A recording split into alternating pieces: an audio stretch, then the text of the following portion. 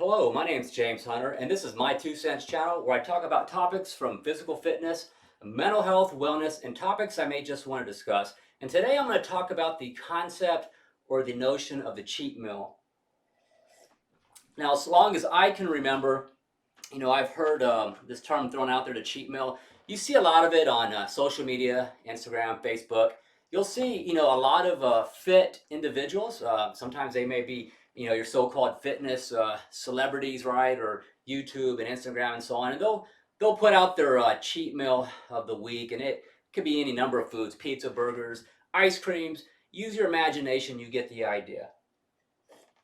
But what I want to speak to today is something that I think is really important to help, the average individual. Because the truth is, there are several things that I think are wrong with the cheat meal, with the language, with using the term cheat meal, and also not necessarily intentionally, but some dishonesty and misleading ideas of the cheat meal. So let's get right into my presentation. And you can see my title up here is cheat meal versus being flexible, right? That's very important. There's a big difference here. And up here, I have a relatively lean or already fit, okay? So let's talk about that. My first bullet of information I have up there for this video. So the truth is, myself, I'm already fairly lean. I was, flexing my biceps at the beginning of the video, just, being a little silly there. Just a little bit of maybe an attention grabber. But anyways, I'm relatively lean. You get the idea. There's a lot of people who've been working out for a number of years. I've already been working out going on 36 years. And so I manage myself pretty much throughout the year to keep myself where I need to be. So I compete in bodybuilding. So I have a lot of experience with being able to adjust my body composition. I've been different shapes and sizes throughout my life. So I'm already at a point in my life to where, I know what I need to do if I want to compete in a bodybuilding contest like I did last year in June on NPC Battle on the Bay. I knew pretty much how much wiggle room I had before the contest and what I could get away with. So the difference is, for a guy like me, if I'm already keeping myself, 10% body fat, 12% body fat when I'm in my so-called off season, me having a cheat meal on a Saturday is not the same thing as somebody who is overweight or obese, who's beginning a nutrition plan or a diet to lose weight. And let's say they're 35% body fat or more, maybe closer to that 40% range. Different situation for individuals like that. If they see videos on cheat meals or somebody on Instagram and they get the idea in their head, well, John Doe, look how in shape he is, or she, and they have that cheat meal. So you know what? That may be a good idea for me too. So that's the problem, is that, you can't, there are two different situations. And I'm putting this videos not to pick on people or to be mean, but because I think it's important to be honest to help the average person. And if you're someone who's watching this video and perhaps you're overweight and you wanted to get, kind of get more of a different perspective on a cheat meal, stay and watch this whole video. Don't go away, because this video is for you. So here's the deal. Pick any number of individuals throughout your life. Maybe it's the people on the track and field team, the quarterback, the running back for football. They've always been kind of in shape, and they do things as adults. As they get older, maybe they stay fit, and it's always been that one individual. They never get overweight, right? There's somebody who has a program. They work out, they exercise, they're pretty disciplined already. So if somebody is, 5% body fat, 6% body fat, 8%, you get it, single digit, or hell, even 12, 13% body fat is still very lean compared to the general population. So these individuals, a lot of times, you'll find that they already have a disciplined way of eating. They're very informed as to what works for them. And so their cheat meal, using that language, we're going to talk about that in a little bit, is a different situation. So let's come down here and talk about the overweight or obese person, and why, in my opinion, it's not a good idea to start getting into your head this idea of like, okay, my cheat meal, right? Number one, let's talk about changing behavior. I'm going to talk about how the power of language is in terms of priming our thoughts and how powerful that is, and either setting us up for success or setting us up to relapse and revert back to old behavior. So if you're like, first month in your weight loss program and your goal is, conservatively, I'm going to try to lose 6-8 pounds a month, For some people, that's very possible, and depending on your situation, it may be different. But if you do the math, if you're losing, 8 pounds a month, that adds up in 6 months, and then in 10 months, and before a year is up, do the math. It adds up. You can be somebody losing 5 pounds a month, and that'll be 60 pounds in a year. Well, 60 pounds is a lot of weight for some people, and others, depending on their situation, it may be a bit more of different numbers for them, depending on how big the individual is or how much they weigh. So changing behavior is very important. So you have a lot of individuals who have things such as tied into their behavior, such as emotions, a way of thinking, habits, right? So changing behavior is the key to success when you're going to be on a diet or a nutrition plan, a particular way of eating to lose weight. So in our minds, just like with somebody if you're trying to quit smoking cigarettes, if somebody, there's people in recovery from drugs and alcohol, right?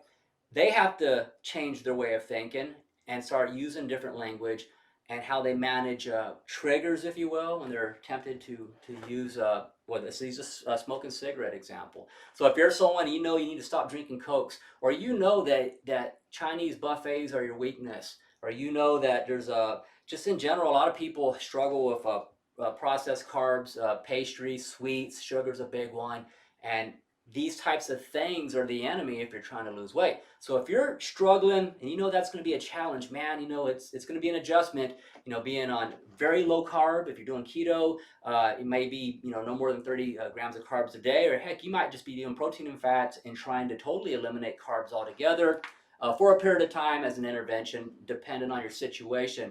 So there may be a period where you're going to have some cravings, right?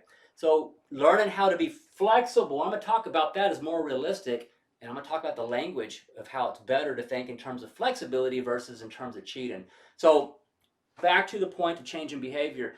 If I'm already thinking, heck, all these people on Instagram, YouTube, and their cheat meal of the week, heck, they're doing it, and they're these relatively lean to you, already fit individuals. They're not representative of your situation, and that's the honest truth. So your situation is going to be based on someone who's just beginning a program. You have a lot of weight to lose. You're close to 35 to close to 40% body fat. So you have a lot more at stake. So in the beginning, it's better to focus on staying with whatever your estimated energy requirements are going to be, whatever that calorie range is, to help you with creating a negative energy balance or calorie deficit, if you will, to get your body to burn excess body fat. And there's a lot that can be said about how you manage the macros. That'll be a different video, but essentially it's got to be a high protein, low carb ratio is the idea. And there's more that can be said in terms of that, in terms of how much protein for the individual and so on. But I just want to keep it on point to keep this video focused. So if you're on a plan, that's what you should focus on in terms of that, the overall big picture.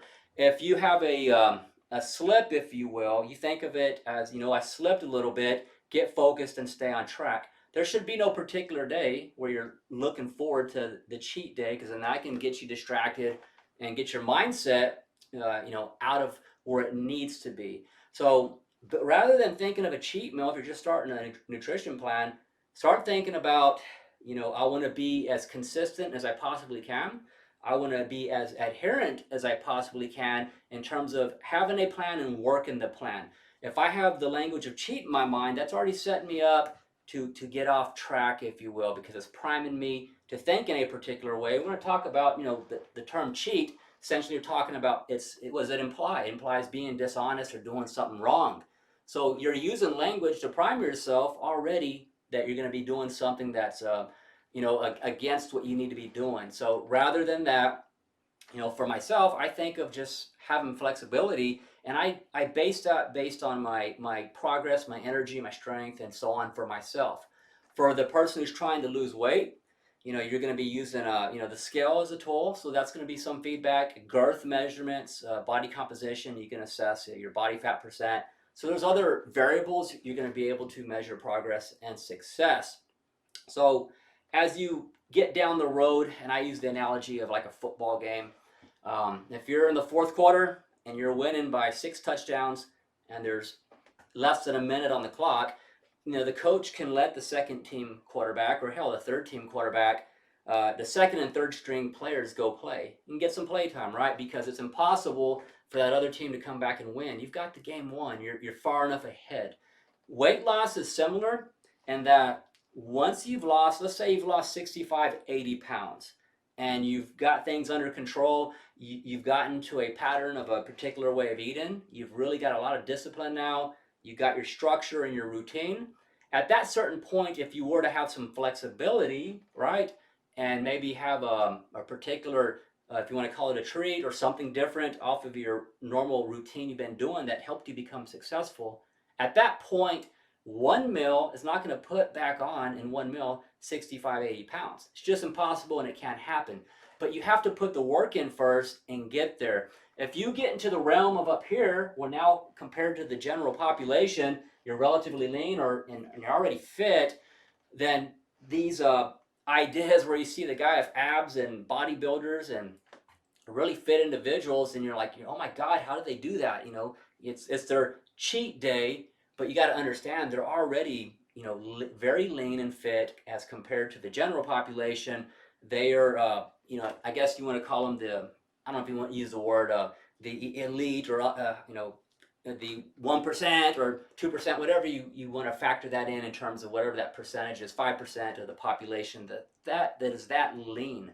I know where I live at, we have a lot of obesity, and diabetes. So the percent of people that are single digit body fat, I haven't done any statistics research, but a guess would probably be, I don't know, it's got to be maybe 5% or less. It may not even be that much, but there's a lot of obesity in here. But in the fitness community, it's not, or culture, if you will, it's not unusual. You're going to see people, visible abs, single digit body fats. So these individuals, yeah, they can get away with it. They can do that because the rest of the week they get back on track with being disciplined in the way they eat, whether it's chicken breasts, whole foods, fish, egg whites or omelets with the yolk is okay too. You get the idea, and they're just eating clean, low carb. They're going to be fine. If you're somebody who's down here in the overweight or obese category, that could be a setback for you because you haven't yet mastered long enough a way of eating and been disciplined with your way of eating and lost enough weight to where at that point it can be a powerful trigger for you to say, you know what, well, I did it yesterday, what's one more day going to hurt me? And before you know it, you're eating the foods that got you in trouble to begin with, and then too much of those foods, and you're right back to the same old way, gaining weight back sometimes and more. So what I like to think about is the language and the accurate meaning to support your goal. So priming our thinking through language impacts the degree of success. So being flexible within a diet nutrition plan versus cheating, which implies wrongdoing or dishonesty or tricks, right? So I'd encourage you to prime your mind, your thinking by using language that's going to promote behavior change. So instead of thinking of a cheat day, focused on thinking about being flexible. Use the word flexible. It's my flexible day. I had been really adherent or strict all week long, and maybe I'm gonna have a little bit something I haven't had in a while for lunch. But then my evening meal is gonna be something really light on purpose to balance that out and to make up for that difference, or to compensate for the fact that you maybe had a bit more at lunch on that particular day. So you're gonna have a very low calorie light meal in the evening, right? Maybe you might fast for 16 hours as a result and not eat until 12 the next day. So flexibility, using that language, is priming your thinking, if you will, in your mind to start adopting or adapting a lifestyle that's about managing behavior, and that's what's going to get you to be successful. So in my opinion, I think for the person who is, I'm not talking about someone who's trying to do a bodybuilding contest, an athlete, other sports per se. I'm speaking to the average person who, yeah, you'd like to get stronger, be fit, you'd like to lose weight. You may even want to eventually have a goal when you go to the beach, you can see your abs when you go on vacation with your wife. Or if you're a single guy, you're going to go on a cruise, whatever it is. So these things over time may change for you in terms of where you're at in your progress. But the language is really something I want to, if anything else you can take out of this video, is how we think about our approach to diet. So the cheat meal, may not be the best term or best way of thinking about it. If you already have problems with sticking to diets, changing behavior, and so on, focus on the larger picture, changing your way of eating over time, and being flexible within your plan. If you slip up, get back on track the next day. But don't think of it in terms of cheating, because really you're either committed or you're not committed. Like my other video, there is no a little bit. You can be committed to a plan, be flexible, and you know what? You might slip up sometimes, but as long as you're taking responsibility and you're not thinking in that terms of tricks, right? Or shortcuts and things of that nature, or the reward day, like a cheat meal is like a reward day, and so on and so on. These kind of play more to, I guess, people that are more controlled by the desires of the flesh or the body. There was an episode on Seinfeld. It's called the Contest, Master of Your Domain, right? So it was about a different type of a physical desire, but specific to cravings for those types of foods, pleasure foods, if you will. Sometimes comfort foods. People use that language. So becoming master of our domain, if you will, in terms of our body and being able to manage that, it's okay to enjoy things. Pleasure is okay, but it's about the balance.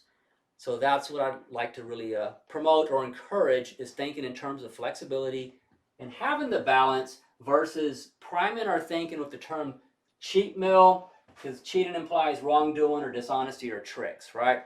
I think it's just healthier that way, and you will program yourself, if you will, to have more success, whether it's changing your way of eating or other types of behaviors you may be working on.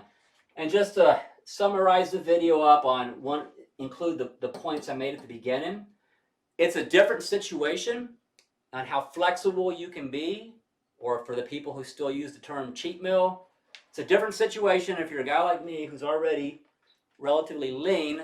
And actually, I just began my diet this year. I'm going to compete again in the summer in the open class bodybuilding and also classic physique category in the NPC division here in Corpus Christi, Battle on the Bay. And actually the NPC Federation, the divisions are open class bodybuilding and classic physique, to say it more accurately. So yeah, I'm on a diet right now, and I'm thinking in terms of just doing what's necessary to achieve what I need to do to be competitive. I don't have a particular day where I'm thinking about, when's my cheat day. It doesn't work that way. It's more about my progress and when I can afford to adjust my flexibility. And I would encourage you to do that, whether you're someone training for a bodybuilding contest, or if you're someone who's overweight to obese and you need to lose some weight, you want to get stronger and fit because your doctor has said if you don't lose some weight, become more active, you have pre-diabetes, you're going to develop diabetes type 2. You're at a higher risk for heart disease. And so for you, it's about your health, which is it should be for everybody.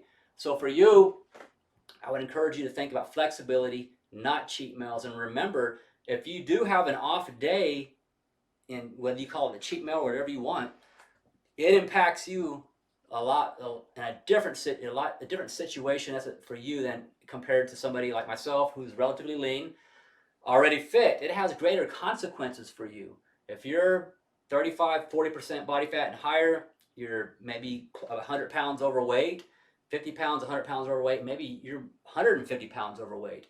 That one day of just going way off has more severe consequences for you in terms of setting back behaviors. You might just completely relapse emotionally, mentally, physical relapse if you're eating stuff you shouldn't. And just in terms of your health, you have a lot to lose.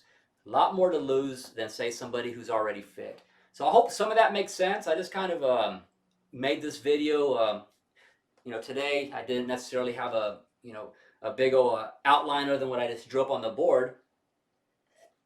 But these are some thoughts that I have. These are conversations I have with people. So I figured let me go ahead and do a video about this. I did one several years ago. It might be in my playlist somewhere. But anyways, if you liked the video, I appreciate it if you would click like. If you haven't already subscribed to my channel, I'd appreciate it if you would subscribe to my channel. I'm going to continue to make videos on topics of physical fitness, mental health, wellness, and just topics I may want to discuss, like I did today about the cheat meal concept versus being flexible. In my opinion, it's healthier just to think of being flexible versus priming yourself to think in terms of cheating. and so on and so on. So until I make another video, which may be again later this evening or tomorrow, it is the weekend, I hope you have a good day and take care. Thank you.